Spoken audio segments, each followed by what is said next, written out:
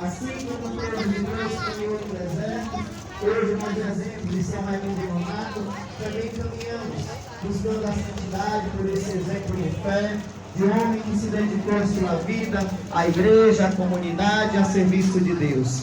À frente vai a Santa Cruz, o maior exemplo que é o próprio Cristo. Então, com muita alegria, continuamos cantando, rezando em procissão. Viva São Raimundo Nonato!